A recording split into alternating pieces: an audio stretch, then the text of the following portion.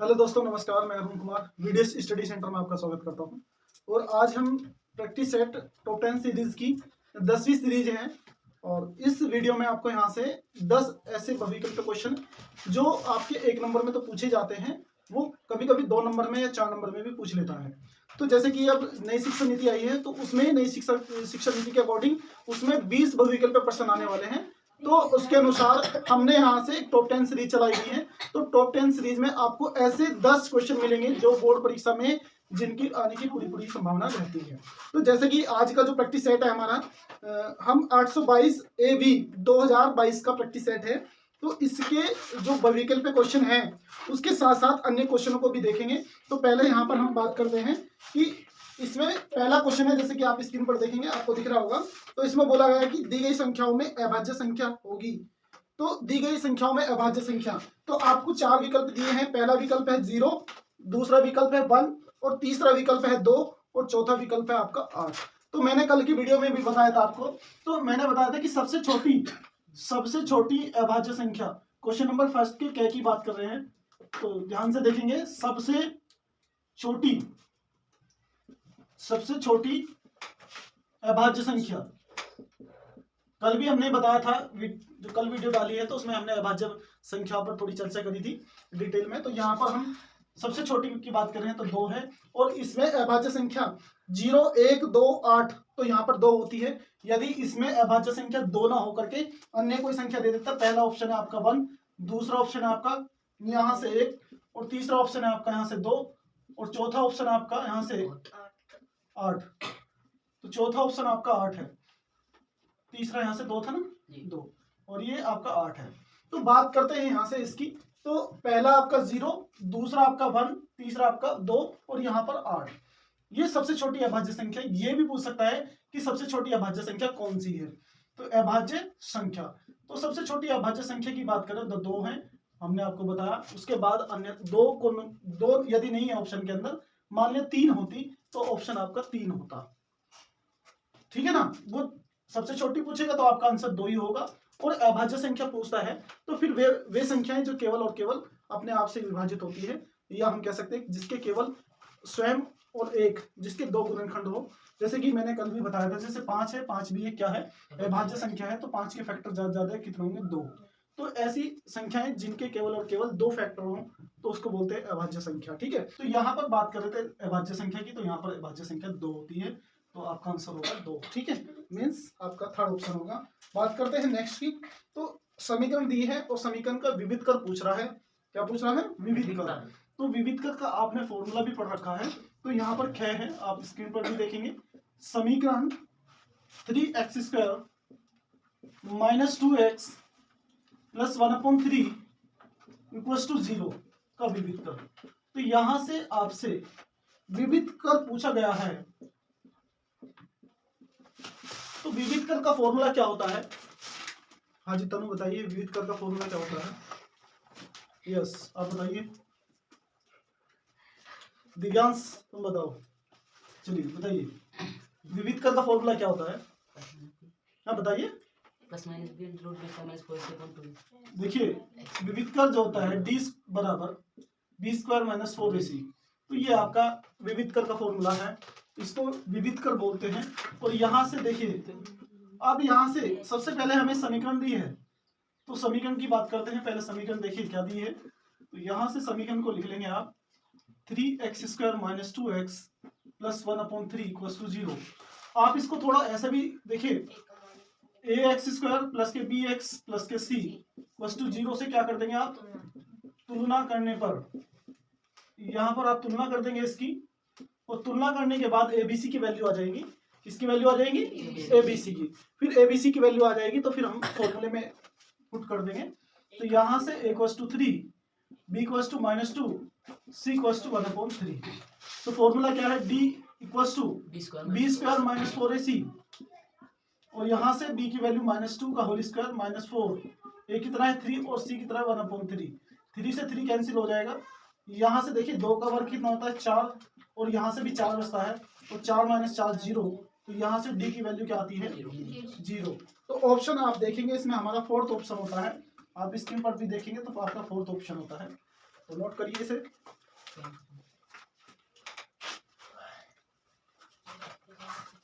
अब next question देखेंगे, इसमें पहले का गे में क्या दिया है, यदि साइन ए इक्वल्स टू, आपको साइन ए की वैल्यू दी है, साइन ए इक्वल्स टू कितना दिया है 3/5, तो कोस ए का मान होगा, जैसे कि आपको स्क्रीन पर दिख रहा है। तो साइन ए की वैल्यू दे रखी है 3/5 हो तो कोस ए का मान ज्ञात हो, है ना, कोस ए का मान ज्ञात करना है, ठीक है। तो यहां से देखिए, तो कोस ए की वैल्यू हमने क्या करना है, इसके दो तरीके हैं करने के, दोनों तरीके मैं आपसे बताऊंगा, इसके दोनों तरीके हैं। एक आप ट्रायंगल से इसकी वैल्यू फाइंड कर सकते हैं, और दूसरा आप क्या किससे कर सकते हैं, क्रिस, दूसरा एक ट्रायंगल बना करके, और पहला तो ट्रायंगल बना करके निकाल सकते हैं इसकी वैल्यू कोस ए की, और दूसरा आप बाई फॉर्मूले से, फॉर्मूले के द्वारा, यदि आपको फॉर्मूला पता है तो फॉर्मूले से भी निकाल सकते हैं, तो सिंपल तरीके से निकल जाएगा। देखिए पहले फॉर्मूले से निकालते हैं। तो यहाँ पर मेथड फर्स्ट देखिए आप, मेथड फर्स्ट में क्या है, हम बाय फॉर्मूले से करेंगे, किससे, फॉर्मूले से। अब यहाँ से देखिए कोस ए इक्वल्स टू, हमने पढ़ रखा cos square equals to 1 minus sine square A, cos square A equals to 1 minus sine square A, ठीक है ना। तो यहाँ से साइन ए की वैल्यू आप रख लेंगे, तो साइन ए की वैल्यू कितनी है 3/5, यहाँ पर स्क्वायर है तो स्क्वायर आ जाएगा, 1 माइनस 3 का वर्ग 9, 5 का 25, तो 25 की गुणा 1 में करेंगे, 25 एकम 25 माइनस के 9/25, तो कितना आ गया 16/25। ये किसकी वैल्यू आई है, कोस स्क्वायर ए की, तो कोस ए की वैल्यू कितनी आ जाएगी अंडर रूट 16/25, और यहाँ से देखिए कोस ए इक्वल्स टू 16 का कितना आ गया रूट 4, स्क्वायर रूट 4, और 25 का स्क्वायर रूट 5, तो आंसर होता है हमारा, चेक करते हैं, तो इसमें आंसर होता है हमारा सेकंड। तो यहाँ पर सेकंड है, ये हमने फर्स्ट मेथड से करा है, तो आप इसे अब सेकंड मेथड से देखेंगे। तो इसमें सेकंड मेथड क्या है, यहाँ से देखिए सेकंड मेथड क्या है इसका, ठीक है बेटा। तो यहाँ से सेकंड मेथड देखेंगे, समझ में आ गया होगा। ये तो कोस स्क्वायर ए क्या होता है 1 माइनस साइन स्क्वायर ए, साइन ए की वैल्यू दी थी आपको 3/5, 3 का वर्ग 9, 5 का वर्ग 25, और 25 एकम 25, 25 माइनस के 9/25, और 25 में से 9 के 16, 16/25, ठीक है ना, और 16/25। अब यहाँ देखिए 16 का 4, 25 के 5, स्क्वायर रूट निकल गया यहाँ से, ठीक है। हम बात करते हैं सेकंड मेथड की। तो सेकंड मेथड क्या है हमारे पास, हमने क्या करना है, एक ट्रायंगल बनाना है, क्या बनाना है, एक समकोण त्रिभुज बनाना है। ए क्या है, थीटा के स्थान पे ए है, तो हमें नीचे लेना पड़ेगा, या तो यहाँ ले लो या यहाँ ले लो, ए दोनों में से कहीं भी ले सकते हैं, बी सी, ठीक है ना। यदि हमारा एंगल ए है तो ए को हमें बेस में ही लेना पड़ेगा, यहाँ पे ले लो चाहे आप यहाँ पे ले लो, ठीक है। यदि हम ए यहाँ पर लेते हैं तो ये हमारा है, हमारा परपेंडिकुलर मींस लंब हो जाएगा। अगर ए एंगल यहाँ पर लेते हैं तो ये हमारा परपेंडिकुलर मींस लंब हो जाएगा। कोण के सामने वाली जो भुजा साइड होती है वो हमारी परपेंडिकुलर होती है, क्या होती है, परपेंडिकुलर मींस लंब। तो आप देखेंगे यहाँ पर हमें साइन ए की वैल्यू दी है, साइन ए बराबर कितना है 3/5, और 3/5 लंब बटे कर्ण, साइन क्या होता है हमारा लंब बटे कर्ण, लंब देखिए हमारा कितना है 3, कर्ण कितना है 5। पाइथागोरस थ्योरम लगा देंगे यहाँ पर, पाइथागोरस थ्योरम द्वारा, पाइथागोरस प्रमेय द्वारा, यहाँ पर देखिए प्रमेय द्वारा, प्रमेय क्या होती है, इसमें कर्ण का वर्ग मीन्स कर्ण इसमें AC है, तो AC का वर्ग बराबर आधार का वर्ग, और यहाँ से प्लस लंब का वर्ग। तो यहाँ पर आधार AB है, यहाँ पर लंब BC है। तो यहाँ से देखिए AC कितना है हमारा 5, 5 का वर्ग, AB हमें पता नहीं है, बेस हमें निकालना है, BC आपका 3 है, 3 का वर्ग, 5 का वर्ग 25 बराबर AB का स्क्वायर प्लस के 3 का वर्ग 9, तो 25 माइनस 9 और AB का स्क्वायर, यहाँ से AB का स्क्वायर बराबर 25 में से 9 घटा देंगे आप तो कितना बचेगा 16, तो AB बराबर कितना आ गया अंडर रूट 16, और AB बराबर कितना आ गया बेटा 4, तो AB की वैल्यू आ गई आपकी 4, ठीक है। तो आपको किसकी वैल्यू बतानी थी, कोस A की, तो हमें कोस A की वैल्यू फाइंड करनी थी। कोस क्या होता है हमारा, बता सकते हैं कोस क्या होता है, आधार बटे कर्ण, आधार आपका 4 है, कर्ण कितना है आपका 5, तो यह आपका आ गया 4/5। यहाँ भी देखिए 4/5 था, और यहाँ पर भी 4/5 है, जैसा आपको अच्छा लगे उचित लगे जैसा वैसे ही आप कर सकते हैं। तो हमारा ऑप्शन होता है यहाँ से सेकंड। 4/5 यहाँ पर ऑप्शन होता है सेकंड। अब हम यहाँ से नेक्स्ट क्वेश्चन देखेंगे है पहले का। तो ये क्वेश्चन जो है, जो आप बोर्ड पर देख रहे हैं, ये हर प्रैक्टिस सेट में रखा मिलता है आपको, हर प्रैक्टिस सेट में। तो यहाँ से एक नंबर तो आपका आर्किमिडीज के रखा ही रखा है, उसका आंसर आप बिल्कुल जाके तुरंत लगा दोगे बिना सोल्व करे ही। यदि हमें भुजाओं का अनुपात दिया है और क्षेत्रफलों को पूछ रहा है तो उसका वर्ग कर देंगे आप। जैसे 2:3 है, तो भुजाओं का अनुपात 2:3 दिया है, और यदि इसका क्षेत्रफल का पूछेगा तो वर्ग कर दो, 2 का 4 3 का 9। आ रही नहीं आ रही? और यदि क्षेत्रफलों का वर्गों का अनुपात दिया है तो उसका रूट निकाल लो। जैसे इसमें आप स्क्रीन पर देख रहे हैं 4 रेशो अनुपात का अंडर रूट, तो 4 का 2 और 9 का 3, आंसर आ गया 2:3। तो पहला ही ऑप्शन है इसमें, पहला ही ऑप्शन है, देखिए ठीक है ना। तो यहाँ पर क्या है, इसे थोड़ा डिटेल में देख लेंगे। दो समरूप त्रिभुजों के क्षेत्रफलों का अनुपात कितना दिया है? अनुपात आप देखेंगे कितना दिया है, 4:9। ये तो अब एक नंबर में पूछा गया है तो आंसर आ जाएगा 4 का 2 अंडर रूट और 9 का 3। तो ऑप्शन की बात करें तो पहला ही ऑप्शन है हमारा, तो पहला ही आंसर है। और यदि इसे 2 नंबर में पूछ ले तब कैसे करना है, देखिए मान लेते हैं कि 2 त्रिभुज है, माना 2 त्रिभुज PQR व त्रिभुज ABC, 2 समरूप त्रिभुज हैं, ठीक है, ऐसा लिख लेते हैं शॉर्ट में थोड़ा। ये 2 समरूप त्रिभुज है, मानना क्या है, या तो वह ABC, और यहाँ पर देखिए इनके क्षेत्रफल का अनुपात दिया है, एरिया PQR, एरिया ट्रायंगल, यहाँ भी ट्रायंगल लगा लीजिए ABC, इनका जो अनुपात दिया है कितना दिया बेटा, 4:9 है ना। अब इसका हमें भुजाओं का अनुपात ज्ञात करना, क्या ज्ञात करना है, भुजाओं का। तो हमने एक थ्योरम पढ़ी है, तो आपने एक थ्योरम पढ़ी है, कौन सी, अब देखेंगे यहाँ पर कौन सी थ्योरम है। Area triangle PQR upon area triangle ABC, तो उनकी भुजाएं क्या हो जाएगी, यहाँ से पहली भुजा उठा लीजिए आप PQ, यहाँ से AB उठा लीजिए, इनके वर्गों के अनुपात के बराबर होगा, ये तो है। Yes sir.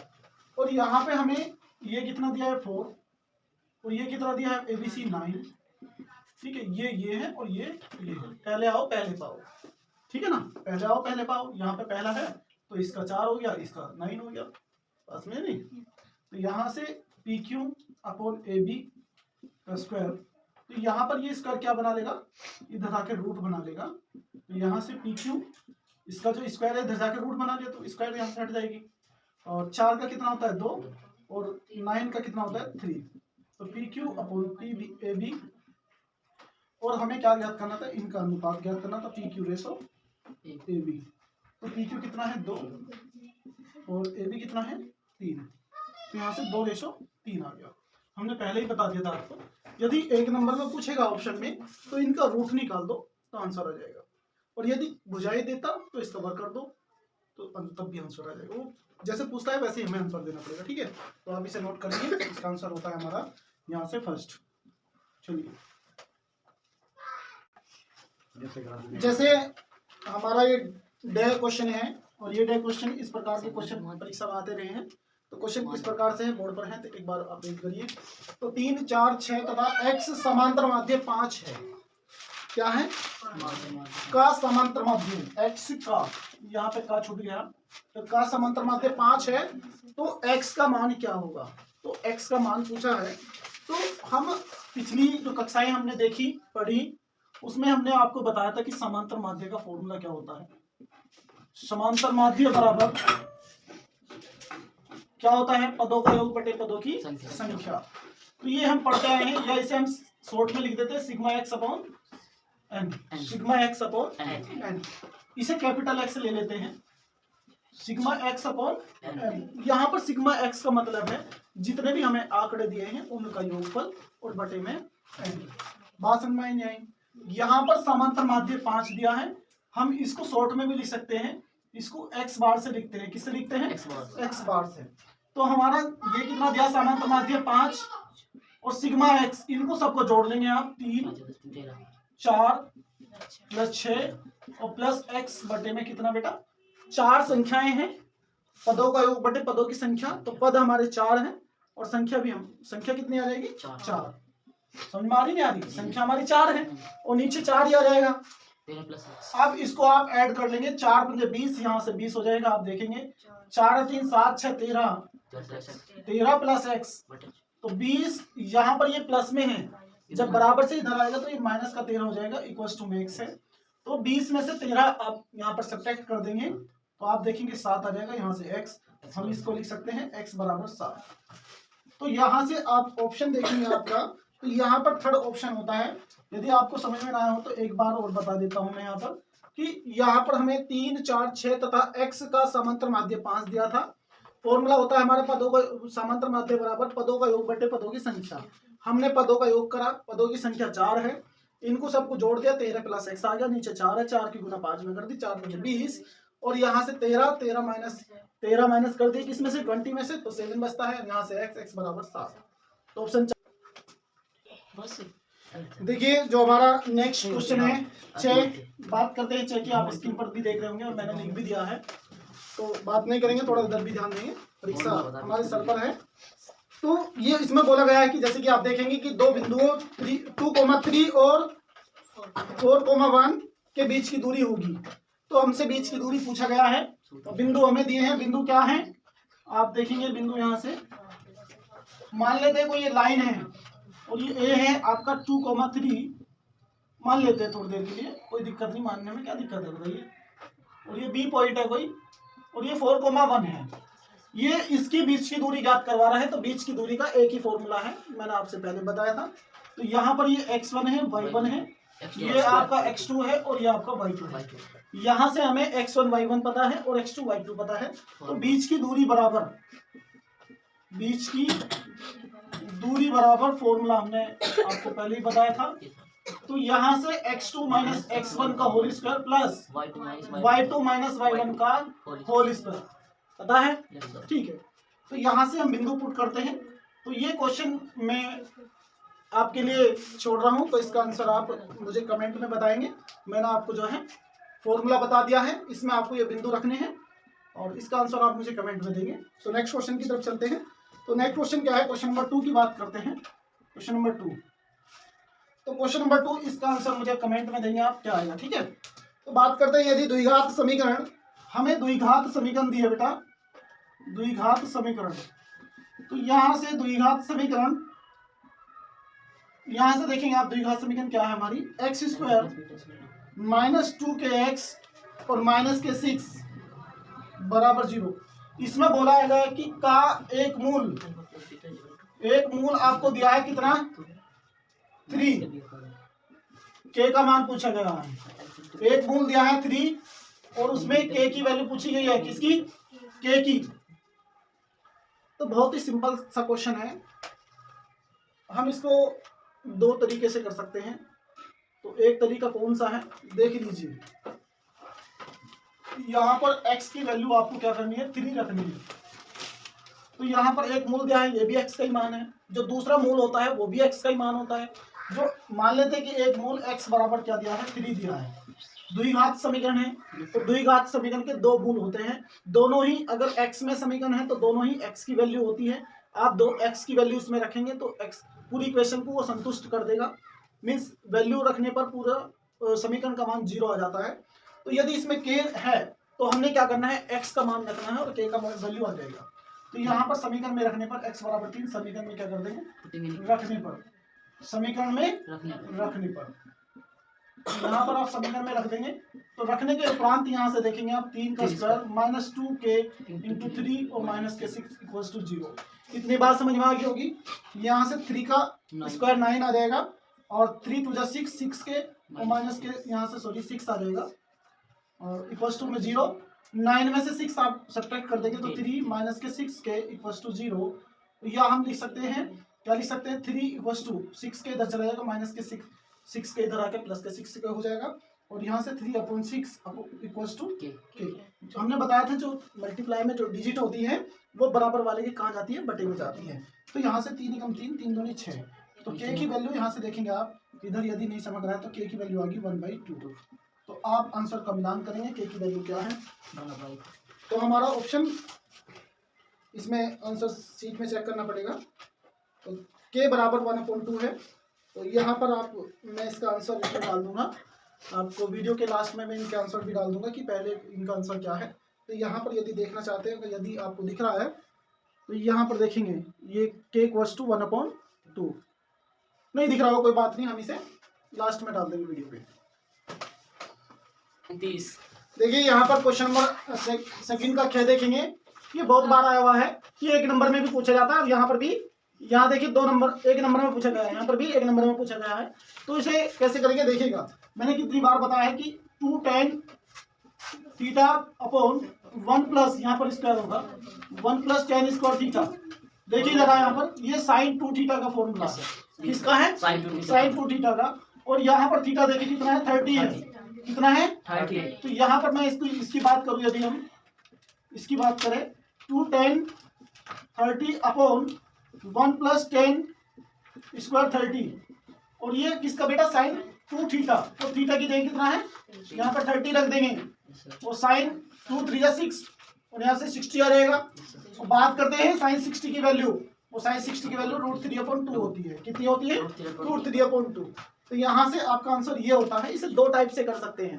तो एक पहला टाइप तो हमने ये बताया बाई फॉर्मूले से, और यदि फॉर्मूला किसी का याद ना हो, किसी के फॉर्मूला याद ना हो तो कैसे करेंगे देखिएगा, वैल्यू उसमें पुट करा देंगे 2 tan 30 और 1 प्लस tan स्क्वायर 30।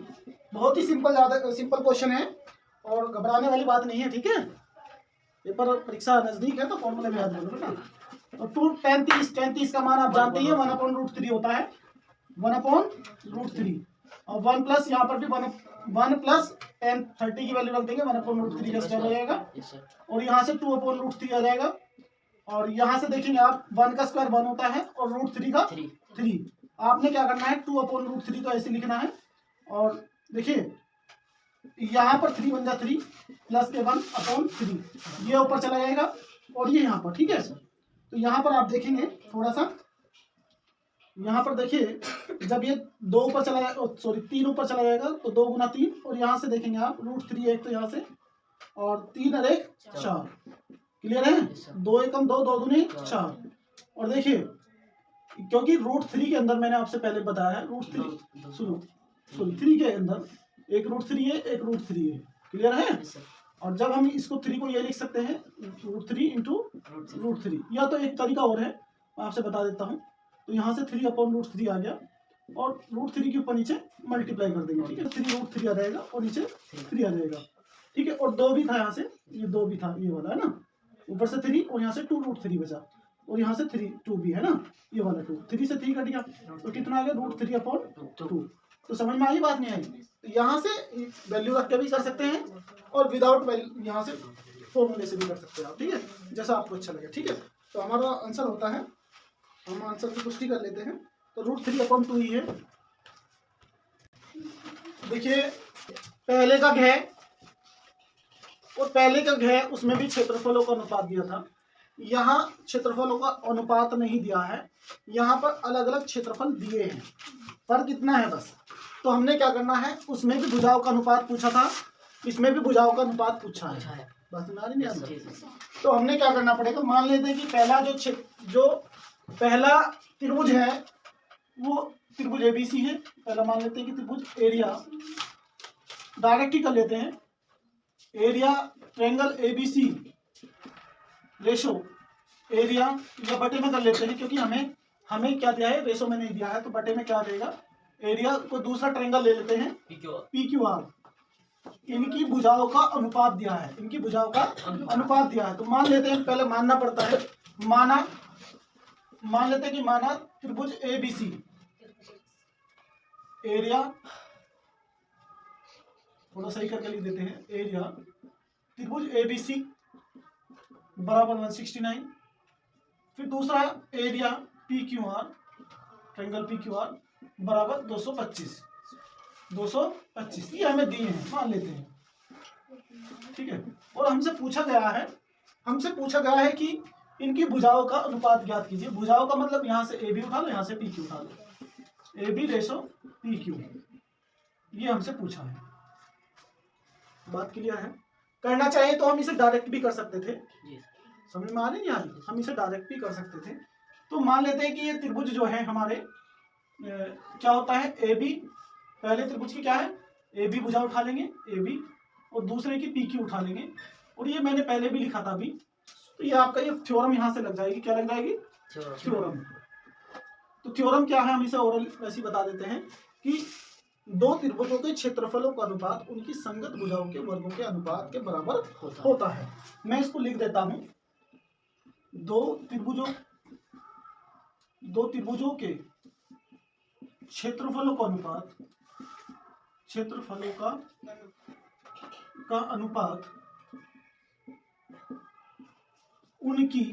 उनकी संगत भुजाओं के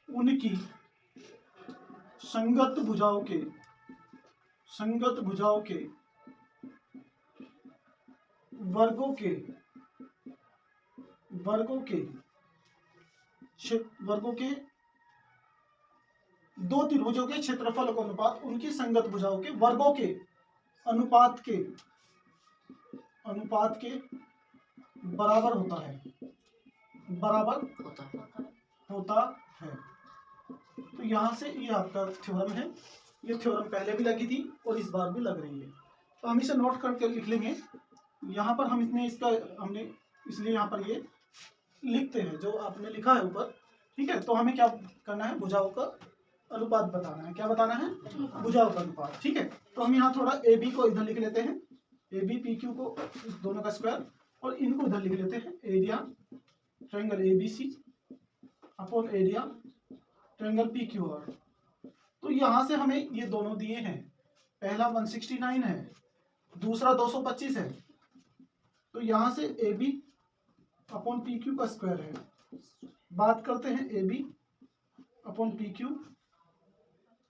अंडर रूट, इसका स्क्वायर जाके इधर रूट बना लेगा, 169 अपॉन 225। 169 का रूट कितना होता है? 13, और 225 का 15।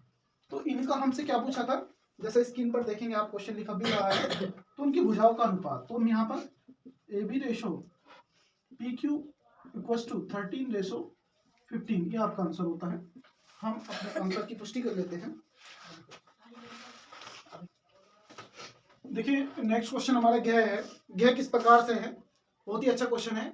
और इस प्रकार का एक क्वेश्चन आपको 20 जो नंबर का जो भविकल्प क्वेश्चन आएगा, तो वहां से इस प्रकार का एक क्वेश्चन मिलेगा रखा हुआ। तो जैसे कि देखिए 12 व्यक्तियों के भार का समांतर माध्य दिया है 45.6 kg, और पूछ रहा है भारों का योगफल क्या होगा। देखिए मैं आपसे बता दूं, हमने एक फॉर्मूला पहले भी पढ़ा था, समांतर माध्य बराबर पदों का योग बटे पदों की संख्या, पदों का योग बटे पदों की संख्या। क्लियर है यहाँ तक? किसी की कोई बात यहाँ तक समझ में ना आई हो तो देखिए, उसने भार दिया है समांतर माध्य का, वो दिया है केजी में, समांतर माध्य भार दिया है केजी में।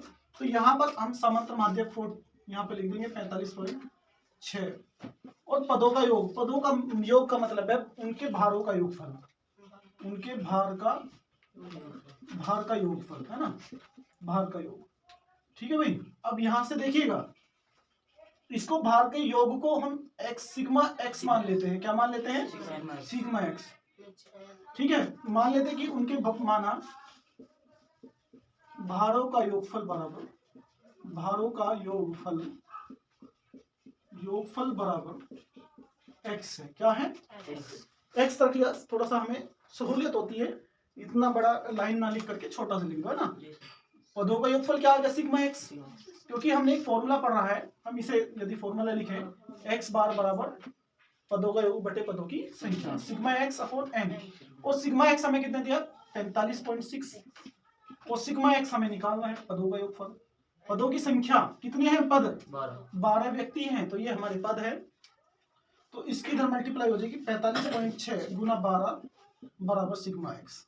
और यदि सिग्मा एक्स की बात करें हमें, ठीक है, माना भारों का योगफल एक्स, इसे सिग्मा एक्स मान लेते हैं, ठीक है।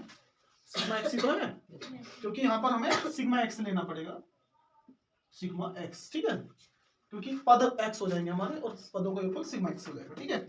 अब यहाँ पर देखिए 12 6 72, 72 का 2 कैरी 7 और 12 पंजे 60 और 7 67, यहाँ पर पॉइंट आ जाएगा 6 और 12 चौक 48, 48 से 6 54। थोड़ा सा मैं इसे सही थोड़ा सा सही करके लिख देता हूँ, 547.2 ये पॉइंट यहाँ पर है, तो इतना केजी हो जाएगा। यानी कि 12 जो व्यक्ति हैं उनका भार 547.2 केजी है। हम अपने उत्तर की पुष्टि कर लेते हैं, उत्तर की जांच कर लेते हैं, तो 547.2 केजी, तो हमारा आंसर ठीक है। अब इसे नोट करिए, तो यहाँ से हमारा आंसर 547.2 केजी है और ये हमारा आंसर सही है। तो दोस्तों आज का सेशन हमारा यहीं खत्म होता है और हमने यहाँ पर टॉप 10 क्वेश्चन लिए जो कि बोर्ड परीक्षा के लिए वेरी वेरी इंपॉर्टेंट है। आप इनका अभ्यास दिन पे दिन करते रहें। प्रत्येक दिन आप यदि अपने आप एक प्रैक्टिस सेट लगाएंगे, जिसमें प्रैक्टिस सेट लगाने से हमें क्या होता है, जब आप अपना ये देखोगे कि कितने टाइम में आप कितने क्वेश्चन पुटअप कर रहे हैं। सबसे महत्वपूर्ण बात है क्वेश्चन आप सभी कर लेंगे। आप जितने भी यहाँ पर मेरी वीडियो को देख रहे हैं, मेरे सामने बैठे हैं कुछ स्टूडेंट, तो आप, मैं मानता हूँ कि आप सभी क्वेश्चन कर लेते हैं, लेकिन वहां पर समय सीमा है। तो आपको 3 घंटे 15 मिनट में आपको कंप्लीट प्रश्न पत्र करना होगा। लेकिन जब तक आप अपना टाइमिंग नहीं निकालेंगे, जैसे कि आप गाड़ी चलाते हैं, बहुत से बच्चे की इसका एवरेज कितना है, कि कितने तेल, कितने पेट्रोल में, 1 लीटर पेट्रोल में कितने किलोमीटर चल जाती है, तो ऐसे ही हमें ये देखना है कि हम कितने समय में ये प्रश्न पत्र को हल कर लेंगे। सबसे बड़ी बात ये है, महत्वपूर्ण बात यही है कि आप 3 घंटे 15 मिनट में क्या आप पूरा प्रश्न पत्र कर लेते हैं। यदि आप पूरा प्रश्न पत्र कर लेते हैं, आप उस टाइमिंग को घटाइए। यदि आप 3 घंटे 15 मिनट में पूरा प्रश्न पत्र कर लेते हैं, तो आप उसको ज्यादा से ज्यादा 2 घंटे 15 मिनट में करने की वो करें, इतनी स्पीड आप निकालें। तो प्रश्न पत्र को 2 घंटे या 2.5 घंटे में खत्म करने की आपकी क्षमता होनी चाहिए। तो मैं आपसे यही कहना चाहता हूँ और परीक्षा के लिए मैं आपके सभी जितने भी स्टूडेंट है प्रे करूंगा कि आप जितने भी मेरी वीडियो देखते हैं या जितने भी परीक्षार्थी जो 10th क्लास के एग्जाम देंगे या 12th के देंगे, मैं उनके लिए शुभकामनाएं देता हूं और प्रे भी करता हूं कि उनके अच्छे नंबर आए। गुड नाइट, शुभ रात्रि।